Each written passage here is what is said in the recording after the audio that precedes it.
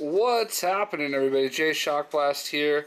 Take a look at this. We have the Marvel Legends Ant-Man wave. And this is definitely not a collection I thought I would get all the figures for. But the Thanos wave for the Avengers has been really hard to find. And they were on sale, $17.99. And I knew I could get the whole lot of 6. So I said, yeah, I'll do it. Because I wanted Ant-Man and Wasp, and the other characters not necessarily my favorite, but these are some pretty awesome looking characters.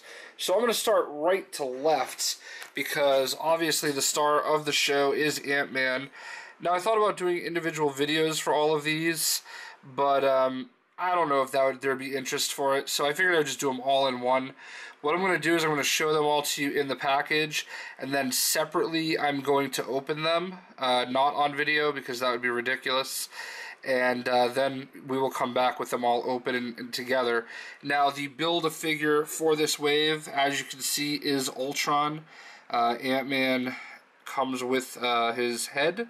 Looks like he also has a flying ant and a mini Hank Pym, or a mini Ant-Man.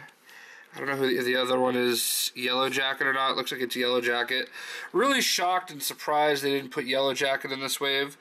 We do have Wasp. This is the comic book version of Janet Pym,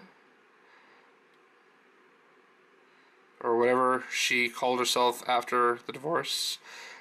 She has the torso of Ultron. This is one of the many other Hank Pym identities. This is Giant Man, and he is not very giant. He has a leg of Ultron. This is one of the Wrecking Crew.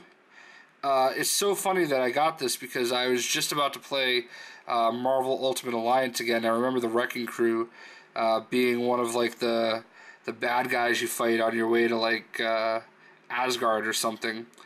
So yeah, Bulldozer looks pretty awesome. I think I have Wrecker already, so I mean, like, I feel like I already have a few members of the Wrecking Crew, so I'm okay with it. Now this one's awesome. This is Grim Reaper. He was recently one of Apocalypse's, or the Apocalypse twins, like, horsemen. I don't know, I didn't really follow the story very well, but he was a horseman of the Apocalypse. And he is the brother of Wonder Man, only a bad guy, and he's got like this crazy, you know, sickle, or sicketh, whatever you want to call it, for an arm. And then you have Tiger Shark. This is the most random one of the group. Like, I can buy Grim Reaper and Bulldozer, I guess those are Avenger foes. Tiger Shark's random. And they've got Namor coming out soon. I would have saved Tiger Shark for that wave, but that's a cool looking figure. And he's got one of the arms of Ultron. So let's just go ahead and look at the back of his box. You can see the siding of the box eventually. There we go. Bunch of ants. Got the back, it shows Marvel's Tiger Shark. After the accident, champion swimmer Todd Arliss became a savage razor-toothed predator. So it shows you the 6 figures, shows you the build in Ultron. Grim Reaper says, feeding on despair, Eric Williams ushers enemies to their demise with his life-draining skith.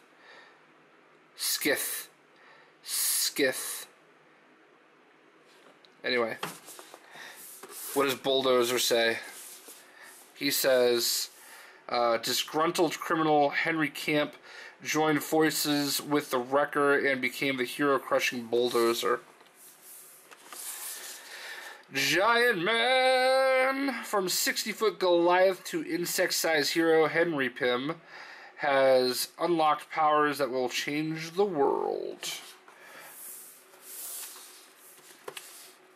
They're calling her Janet Van Dyne. Flies and fights alongside Ant-Man, stinging evildoers with bioelectric blasts. And then I'm assuming this is going to be Hank Pym. No, this is Scott Lang. So using Hank Pym's proprietary technology, Scott Lang shrinks to become the half-inch superhero Ant-Man. So, let's go ahead and bust them open and check them out of the package. Alright, so we got them all open, and interesting mix of feelings and emotions going through me right now. I'm going to start left to right this time. We're going to start with Grim Reaper. Really fine looking figure. His cape makes it a little awkward for him to stand up by himself. He has fallen a few times as I've had him standing here, but also that arm is kind of weird, the weight proportions and stuff like that. Sometimes just obviously a challenge. Absolutely love the sadistic smile on his face. I don't know how well I'll be able to focus it with this thing. Come on. Come on, you can do it. Alright, I guess it doesn't want to focus. So, anyway, love that smile. Just very Jokerish, very sadistic, and then the eyes are bugging out. So, another really good face is Tiger Shark. Those teeth really kind of catch the mood. Not a fan of the color scheme, but, you know, it is what it is. Pretty cool figure. He's got, like, the little mohawk thing going for the shark fin. I really like this figure. This dude, whose name I've already forgotten. What is it? Crusher? Wrecker? I don't know. But generic Marvel character guy. Really big figure. The biggest of the group. And looks really cool.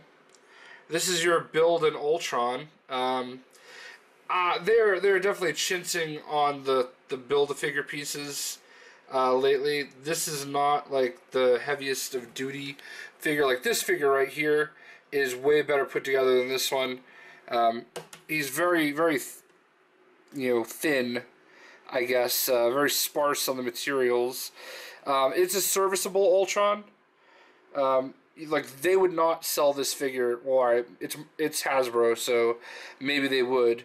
But I would not think that they would sell this figure in a package as is, the same way they're selling these guys right here, because there's a little something missing to him. The details are not quite as good, but maybe I'm being nitpicky. I don't know, but it's an okay figure as Build-A-Figures go. You know, it's serviceable. It's Ultron. It does the trick. This is the most disappointing figure of the group, although this pose is actually kind of cool looking. As you would imagine, those wings are just super heavy, and there's no way she's standing up by herself. I've got her kind of posed all funky right here, and it kind of works for her because, I mean, you know, Janet Van Dyne is a bit of a diva, so, you know, it works. I don't know. You know, honestly, she's probably... I'm not really a big Wasp fan, per se, but I think one of the reasons why I really wanted this figure is because she's probably my favorite team-up in Marvel Heroes, just because she's so unique. You know, she's such a small character, and, I don't know, aesthetically I love some of her powers, so I had actually voted for her as the next playable character, but it looks like Magic is going to win that one in a landslide, so whatevs. Next up we have Ant-Man, Scott Lang. It's a really cool figure. I really like this Ant-Man costume. I really feel like they did a good job with it. Paul Rudd is fantastic as Scott Lang. I wasn't sure I was going to like this story because to me, you know, Hank Pym is Ant-Man. But I'm digging it. I'm liking it. I'm liking where they're going with it. So it works for me. And last but not least, we have Giant Man, who's very awkward. I don't know how well you can tell, but he's standing all chest puffed out, his head's looking straight up. I was having a bit of a hard time getting him to stand upright. To my surprise, I thought he was going to be the least of my worries. Honestly, the worst figure of the group. I don't think that's really that big of a surprise, because even if you're not a Grim Reaper fan or a Tiger Shark fan or whoever the other forgettable guy is that I already forgot. You know, even if you're not a fan of any of those guys, you know, they look cool. The Giant Man figure is just, it's boring, you know. It's a very generic looking figure. So I think they would have been better off releasing a Yellow Jacket figure instead of Giant Man.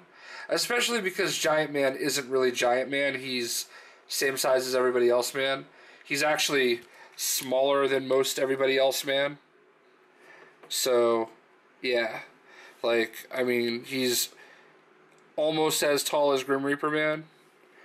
You know, but definitely, look at that. I mean, if you're going to do like a Marvel Legends, you know, giant figure, then sure. But, I don't know. I feel like I know they wanted to get Henry or Hank Pym in and Scott Lang. But I would have almost rather well, alright, I want to give them ideas, but I would have almost rather them do like a classic Ant-Man figure. But, you know, I don't know. I don't know if anybody's seen Ted 2 yet. I don't even know if it's out in theaters yet, but I don't know. I've somehow seen it. We'll just say that. And Hasbro there's a villain that is like the CEO of Hasbro or something like that, or president of Hasbro. And it's so funny because I don't think they realize how apropos that is for Hasbro to be the bad guys. And I think they mean well, but like, I'm very, very, you know, disenchanted, I guess, when it comes to these things, because I've just watched like their action figure line, especially their 3 3/4 line, just get more and more pathetic, less and less articulated. Like, whatever they're putting out instead of the Marvel Universe line for the Avengers, whatever those figures are supposed to be, are pathetic. Like, the Iron Man figures they put out are pathetic. They're a joke. And the fact that they expect parents to pay money on those is a travesty. Like, I mean, not a travesty in, like, you know, people died at a movie theater last night, but, like, in terms of, you know, spending your money on useless junk, it's ridiculous that, you know, they're putting such little effort into making the bare minimum basic quality, you know, figures, and that seems to be their trend lately, which is why I really love the Marvel Legends line, because, you know, generally speaking, these are as good an articulation as it gets. I mean, these figures are always really great, so even if it's a character I don't really like, I generally don't mind getting them because they're really cool. I guess I'm just really getting tired of seeing the same characters over and over again. Like, I'm sick of seeing Captain America, like every version of Captain America already. There's just so many characters they can release, and I know that you want your main characters, but these guys are the hardest ones to find, and these are some of these are like D-list characters. They're not even like C-level. They're like we didn't even include them anywhere in Secret Wars, like anywhere in Battle World. Like, these are guys that are like forgotten, you know. Although, you know, Grim Reaper was just why is it out of focus? Grim Reaper was just used as a horseman of the apocalypse, so maybe I can't say that. And all three of these guys, I believe, were in one of the 2 Marvel Ultimate Alliance games at one point or another. So there's that. But I could talk all night, so I'm just gonna go ahead and stop. This is a pretty decent line. If I was gonna just buy them for the sake of, if I was gonna walk into the store and say, I really want these because of this character, I would have only bought Wasp and Ant-Man. I probably wouldn't have bought the other 4, but I figured these ones. The good side of this is that these ones look really cool. The downside of the Thanos wave is I've seen Hellcat in stores, and I have no desire to buy Hellcat. I want Spider-Woman, and I don't think I'm ever going to find her, so I might have to turn to eBay for that. But you know, there have been figures that I just say, I don't want it. You know, like, I don't want that character. So these ones, you know, I figured, what the heck? I don't have many bad guys, and these guys look pretty cool. I think Eric is trying to get me to give him Tiger Shark, but That'll only happen if he moves back from Florida. So, there you go. Hope you guys enjoyed. We'll catch you later. See ya.